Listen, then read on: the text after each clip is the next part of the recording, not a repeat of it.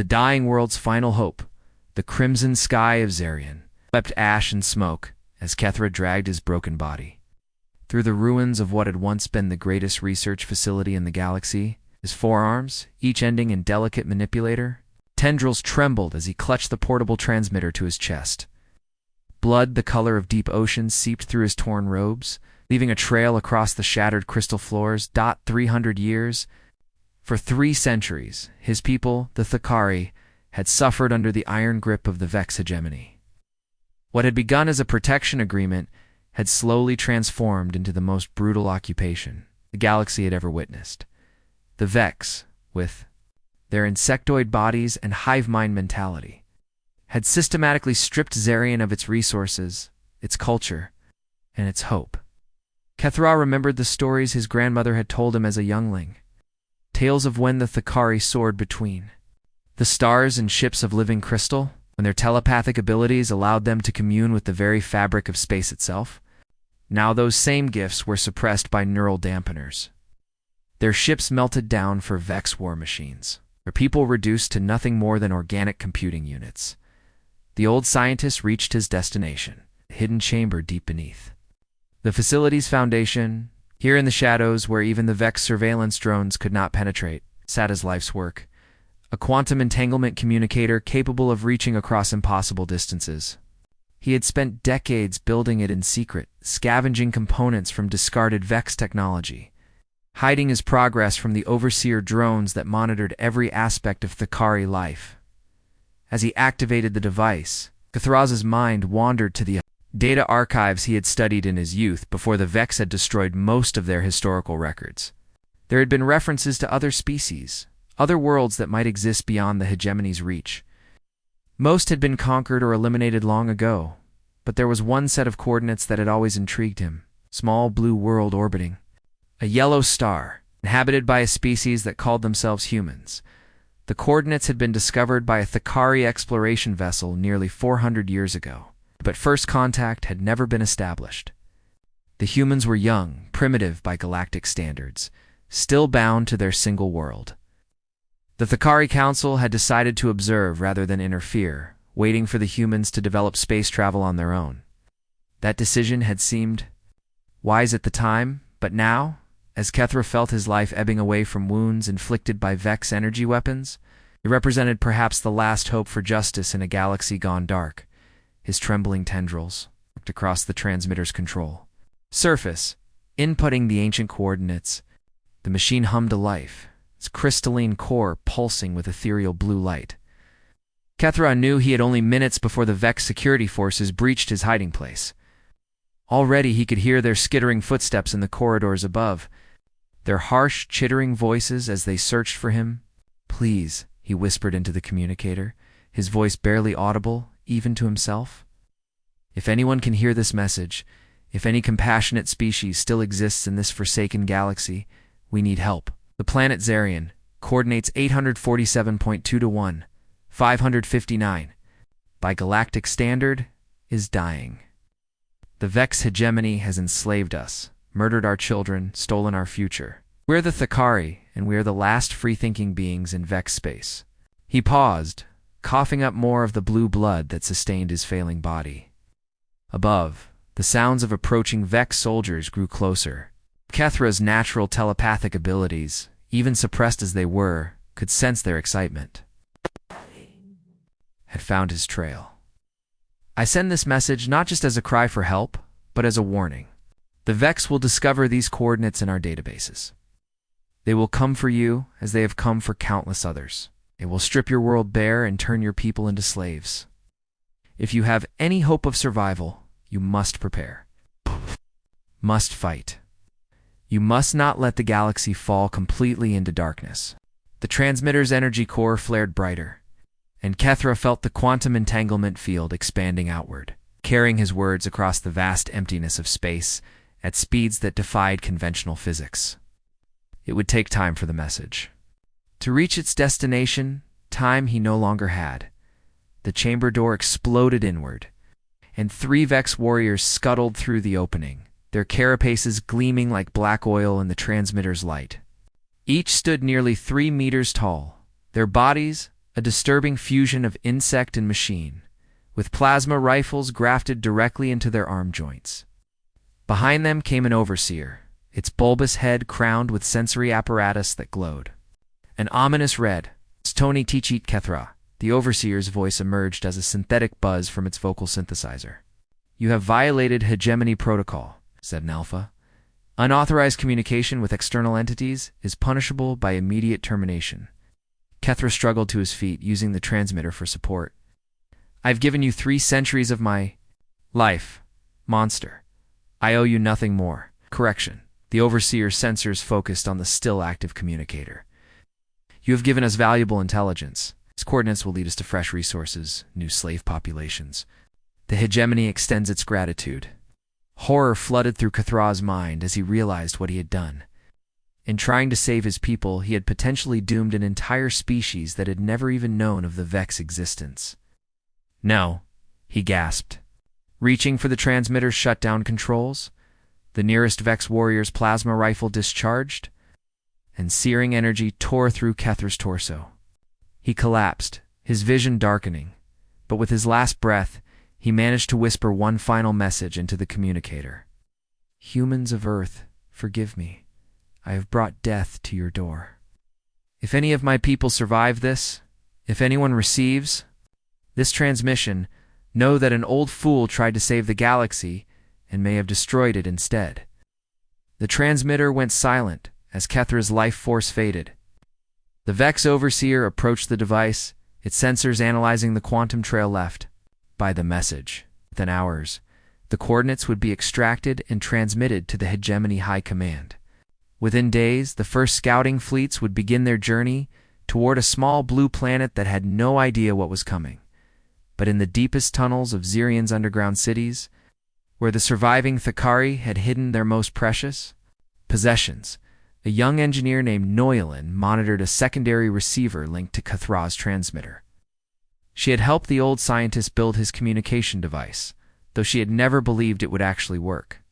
As she listened to his final words, tears streaming down her pale blue face, she made a decision that would change the course of galactic history. Naya carefully recorded every word of Kethra's transmission, storing it in a quantum crystal that she hid close to her heart.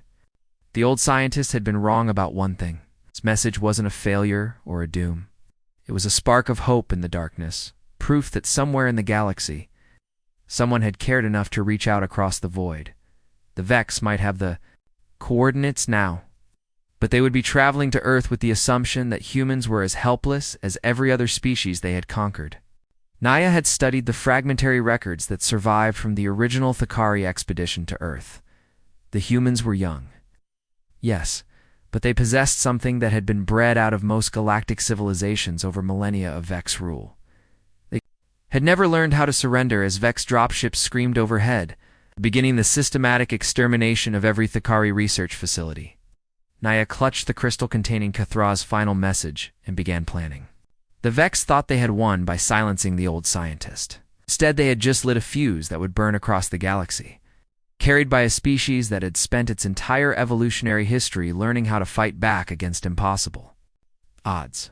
The message was already traveling through space, racing toward a blue world where a young species called humanity was about to discover that they were no longer alone in the universe. And somewhere in the depths of Zirian's underground cities, the last free Thakari began to dream of liberation for the first time in 3 centuries. When Earth heard. The Call Deep Space Monitoring Station Prometheus hung in the emptiness between stars like a metal spiderweb, its massive sensor arrays reaching out into the cosmic dark. Captain Alina Rodriguez had been stationed here for 3 years, part of humanity's first serious attempt to listen for signs of intelligent life beyond Earth's solar system. Most days brought nothing but the background radiation of space and the occasional burst from a distant pulsar. But today was different. Alina was reviewing routine maintenance reports when Lieutenant Chen burst into the command center, his usually calm demeanor replaced by barely controlled excitement. "Captain, you need to hear this. We've got something on the deep space array, and it's definitely not natural." Alina followed Chen to the communications station, where a complex waveform pattern scrolled across multiple screens. Even before she put on the headset, she could see that this was unlike anything they had recorded before. The signal showed clear signs of artificial modulation, structured in a way that suggested not just intelligence, but sophisticated technology. How long has this been coming in? She asked, settling into the monitoring chair. The signal started approximately 18 hours ago, but it's taken our computers this long to decode the base language matrix. Captain, this isn't just a signal. It's a translation protocol. Whoever sent this designed it to be understood by any species capable of space travel. Lena activated the playback, and Cathra's voice filled the command center. At first it was just alien sounds, but as the translation software worked its magic, the words became clear. Lena listened in stunned silence as the old Dakari scientist's desperate plea unfolded.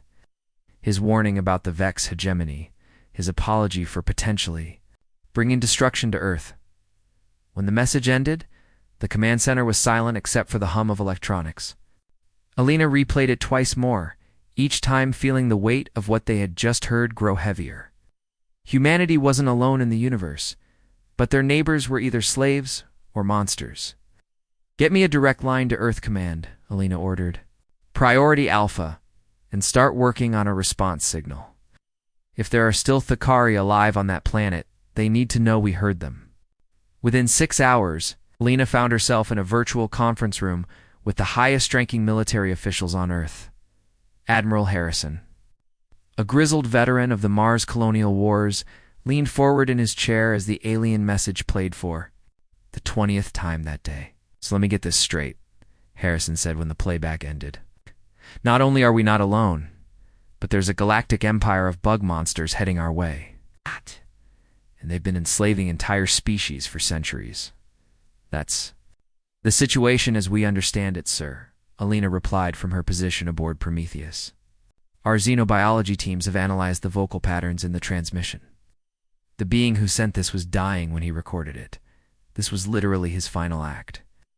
Dr. Sarah Kim, Earth's leading expert in theoretical alien contact scenarios, activated her screen. I've been analyzing the technical specifications embedded in the signal.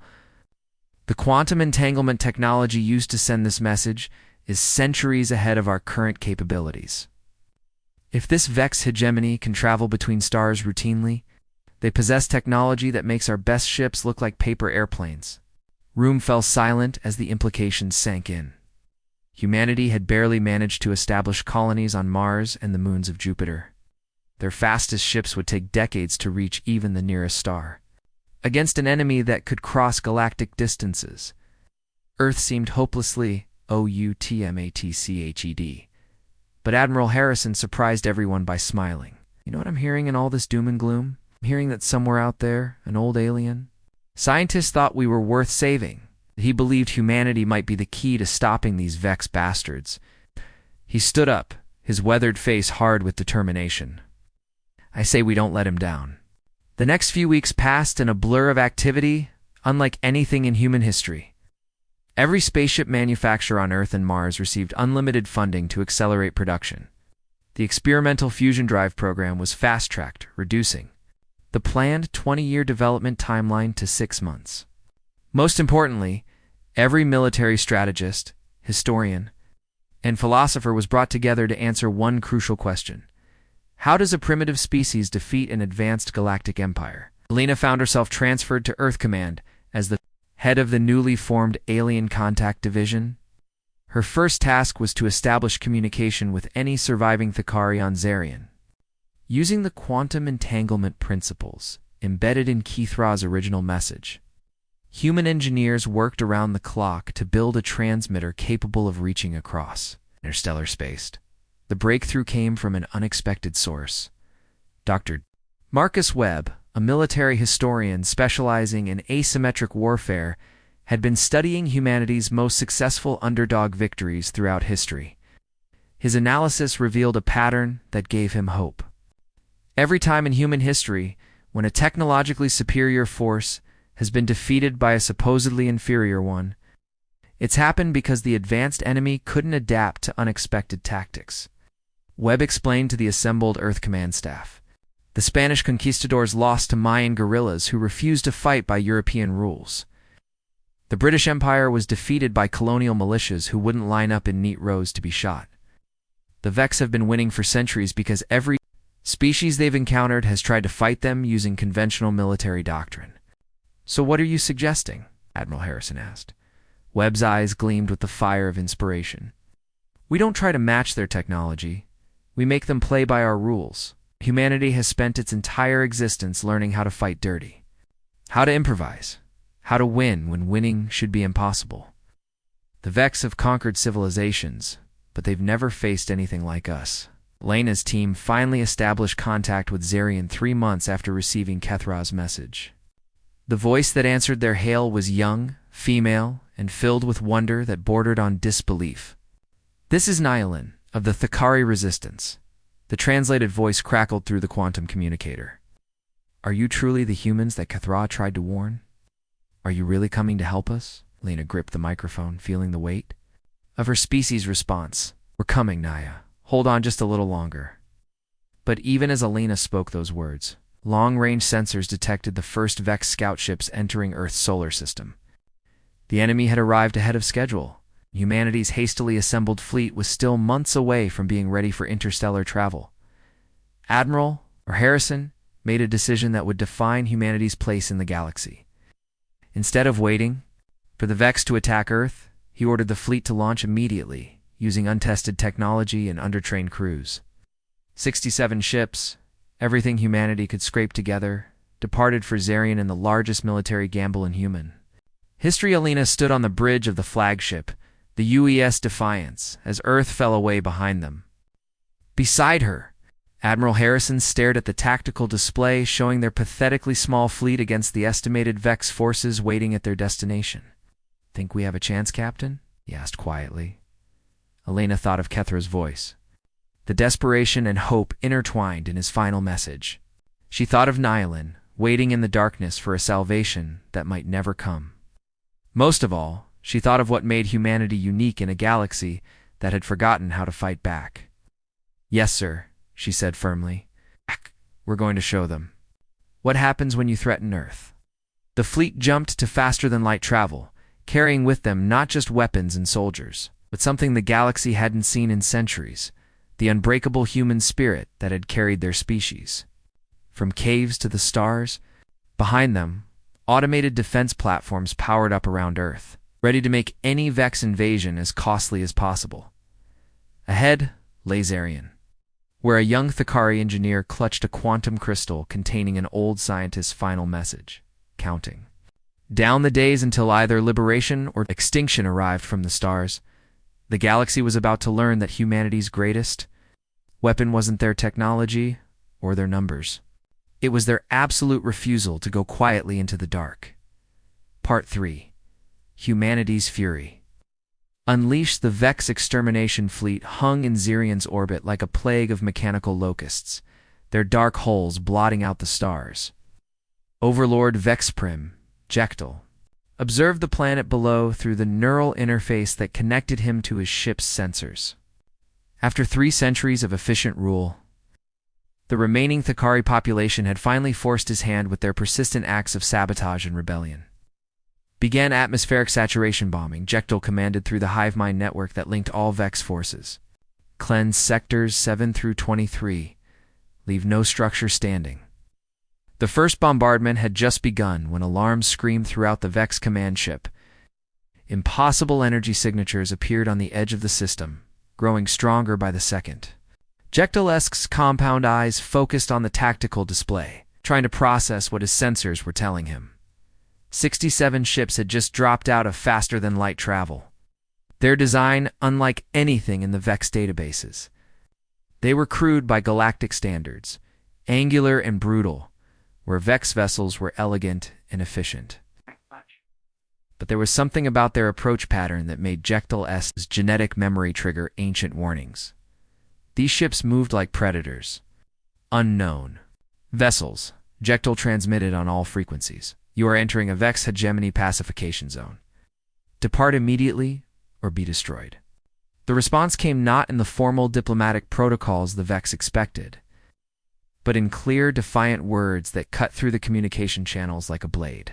says Admiral Harrison of the United Earth Forces. We're here for our friends. Get out of our way, Jektal. S. mandibles clicked in confusion. Earth, the primitive world whose coordinates they had extracted from the dead Thakari scientist. Impossible.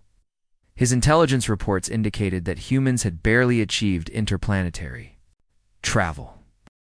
Elena Rodriguez stood on the bridge of the UES Defiance, watching the massive Vex fleet turn to face them. The tactical display showed impossible odds, over 200 Vex warships against their hastily assembled force. By every rule of military logic, this should have been a massacre. Instead, she smiled. All ships, Elena transmitted to the human fleet. Implement protocol, Crazy Ivan. Show them what humans do when we're supposed to lose. The human ships suddenly broke formation, scattering in directions that defied conventional tactical doctrine. Instead of maintaining defensive formations, they accelerated directly toward the Vex fleet, their courses seemingly random and chaotic. The Vex tactical computers struggled to predict movement patterns that had no logical basis. Elena's ship dove beneath the Vex formation, its crude armor absorbing energy blasts that should have vaporized it. But human engineers had learned something important about Vex weapons during their hasty preparation. They were designed for precision, not for targets that refused to cooperate. On Zirian's surface, Nylon crouched in a bombed-out shelter, listening to the battle raging in space above through a salvaged Vex communication array. The young Thakari engineer had spent months organizing the underground resistance, preparing for this moment. As human ships began breaking through the Vex blockade, she activated a hidden transmitter. All resistance cells execute Operation Starbreak. The humans are here. Across Zarian, Thakari fighters emerged from 3 centuries of hiding. They struck at Vex infrastructure with surgical precision, targeting power plants, communication hubs, and orbital elevators. Most importantly, they began sabotaging the neural dampener network that had suppressed their natural telepathic abilities for generations. Elena felt the change the moment the first dampener went offline. A whisper in her mind, alien, but somehow familiar, speaking words of gratitude and hope. More voices joined it as additional dampeners fell, till the mental space around Zarian filled with the collective consciousness of a liberated people. Elena called to Harrison. We're getting telepathic contact from the surface. The Thakari are coordinating with us directly. Harrison's weathered face split into a fierce grin. Then let's give them something to coordinate with. All ships, begin atmospheric entry. We're taking this fight to the ground. Jektal watched in growing horror as his perfect formation collapsed into chaos. The human ships fought like nothing he had ever encountered. They rammed Vex vessels with their own hulls, used debris as weapons, and seemed to take perverse joy in tactics that should have been suicide. Worse, his ground forces were reporting coordinated attacks from supposedly pacified Thakari populations. Impossible, he chittered to his subordinates. The slave species cannot resist. It is not in their nature. But even as he spoke, more Vex installations went dark across Zirian's surface. The humans had somehow inspired the Thakari to remember what freedom looked like. Elena's ship punched through Zarian's atmosphere in a ball of fire, its heat shields glowing white-hot from the violent entry. Around her, other human vessels followed suit, their pilots whooping with joy as they dove toward the planet's surface. Behind them, Vex fighters pursued, but the human ships moved like living things, dancing between mountain peaks and diving through canyons in ways that made their pursuers crash into obstacles. The first human Thakari meeting took place in the ruins of what had once been Zirian's capital city. Elena stepped from her crashed ship, her combat armor scarred from the fighting, to find herself face-to-face with a slender, blue-skinned alien whose large eyes held depths of wisdom and pain that spoke of centuries of suffering. I am Nylon, the Thakari said in accented but clear English, her telepathic abilities allowing her to understand and speak any language. Cathra would be proud to see this day. Lena removed her helmet, revealing a face streaked with sweat and grime, but bright with determination. We got his message, all of it, including the part about never giving up. Around them, The sounds of battle raged as human and Thakari forces coordinated their attacks on remaining Vex strongholds. The aliens' telepathic networks allowed for perfect communication, while human tactical flexibility kept the enemy constantly off balance. Jekyll made his final mistake when he attempted to negotiate. Following standard Vex protocol for dealing with primitive species, he sent an ultimatum to the human fleet: surrender immediately and accept vassal status, or watch Zarian burn. Admiral Harrison's response became legendary throughout the galaxy. Counteroffer: go to hell. The final battle took place at the Vex Command Citadel, a massive fortress that had dominated Zarian's skyline for 3 centuries. Human Marines and Thakari resistance fighters stormed its walls side by side, their combined assault overwhelming. Defenses designed to repel conventional attacks. Alina and Nyalin fought their way to the Citadel's core, where Jekyll waited with his elite guard. The Vex Overlord towered over them, his carapace gleaming with embedded weapons, his compound eyes reflecting the light of fires burning throughout his once invincible fortress.